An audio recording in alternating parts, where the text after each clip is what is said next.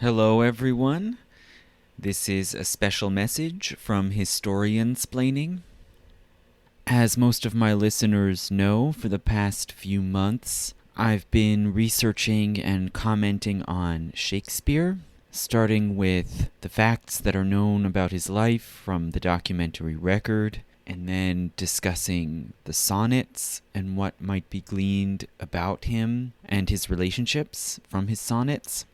And my final installment about Shakespeare, which is also my first podcast for the new year, is about the Shakespeare authorship controversy, the debate over the idea that somebody else actually wrote the works of Shakespeare.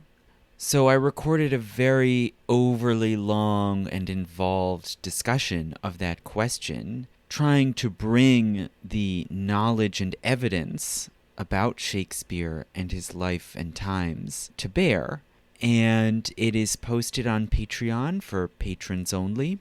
But I will give you this little sample for my general audience about the only extended discussion or description of Shakespeare as a person penned by anyone who knew him from life, and that is the paragraph discussing Shakespeare and his personality, his acting, his writing, by Ben Jonson, the literary superstar of the early 1600s and the only prominent writer who ever wrote anything that anyone has ever found about Shakespeare. So if you want to hear the whole discussion of Shakespeare and the authorship controversy, please go to Patreon and sign up for any amount. Anyone who signs on at any amount, even if it's just $1, will help get to my next goal of 75 patrons, at which point I'll be able to commit to a regular monthly schedule of production for my audience. Shakespeare as a writer, when that isn't really what he was. But let's put that aside for a moment and look at the second and much more private discussion of Shakespeare that we find in Ben Jonson's writings, which is in one of the last passages of his memoirs that he collected over the years, and that were then later published after his death in 1641. So we're talking about probably composed 20 years or so after Shakespeare had died and then published later. And he has a paragraph where he talks about our Shakespeare, and he says, quote, "I remember the players have often mentioned it as an honor to Shakespeare, that in his writing, whatsoever he penned, he never blotted out a line. My answer hath been, would he had blotted 1,000, which they thought a malevolent speech. I had not told posterity this, but for their ignorance, who choose that circumstance to commend their friend, whereby he most faulted, and to justify mine own candor. For I loved the man, and do honor his memory on this side idolatry, as much as any." So here we have Ben Jonson recalling a very awkward interaction, where he says the actors who remember Shakespeare, who dealt with him, and maybe included Hemmings and Condell, who helped to collect the first folio, they are praising Shakespeare, and they praise him by saying he never blotted out a line. Thus, this implies that when the actors received their play scripts to rehearse and perform the play, there were no corrections. Everything was clean. Well, for one thing, number one, doesn't that sound a little shocking? This is something that I've never seen Shakespeare scholars discuss. Can you actually believe that Shakespeare delivered plays with no corrections? Which is something apparently unheard of at the time, right? There would be blottings, editings, notes, revisions. Did Shakespeare not revise his work? How did this happen? Well, anyway, the actors consider this a good thing, maybe because it made it easier for them to act the plays. Ben Jonson says, well, would he had blotted 1,000, right? I wish he had corrected or taken out lines. It is not a good thing in Jonson's view that he didn't make revisions, and this seems to be in line with Jonson's general kind of opinion, current of opinion about Shakespeare, that he was not a refined or masterful writer, that he was sloppy. But then he says, but I don't want them to think this means I didn't like Shakespeare, right? And he goes on to discuss his personal dealings and interactions with Shakespeare. And he says, I loved the man and do honor his memory on this side idolatry as much as any. Okay, maybe true, maybe not.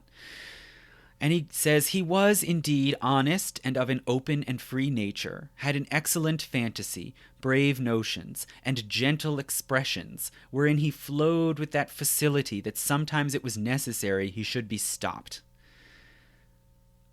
So this seems to resonate with other things we've heard about Shakespeare, like in the Groatsworth of Wit. He bombasts out a line of blank verse, right? He seems to be a guy who considers himself witty and can speak extemporaneously and improvise with eloquence. He no longer, at this point, Johnson no longer says anything about him as a writer or a playwright. He's now talking about how he behaved in person. It was sometimes necessary he should be stopped. Sufflaminandus erat, as Augustus said of Haterius. His wit was in his own power, would the rule of it had been so. So he makes this classical allusion here to Haterius, who was a Roman orator who was known to be eloquent but to go on too long. He's using a very appropriate classical allusion here, right? He couldn't shut up, right? Sometimes you had to try to shut him up. And he goes on to say, many times he fell into those things, could not escape laughter. As when he said in the person of Caesar, one speaking to him, Caesar, thou dost me wrong, he replied, quote, Caesar did never wrong, but with just cause, and such like, which were ridiculous.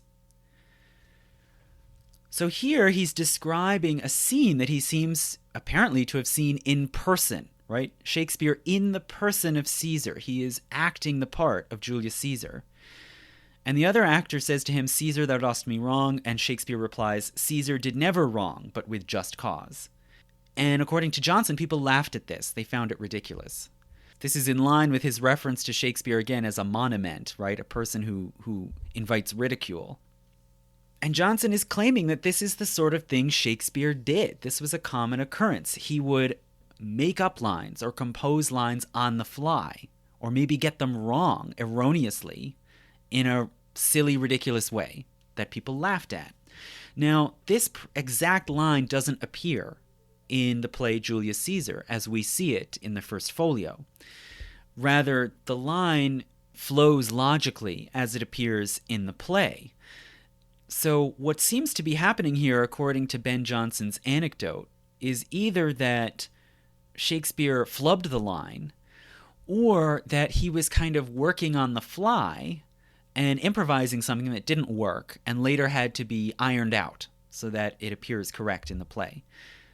Now, the latter possibility seems to be precluded by what we see earlier in the same passage, that the actors said Shakespeare didn't make corrections. So this seems to imply here that possibly Shakespeare is messing up his own lines in his own play. And that this is part of what people found silly and ridiculous about Shakespeare. So again, this raises the possibility or the question, did Johnson have these sort of confused, conflicting, mixed feelings about Shakespeare?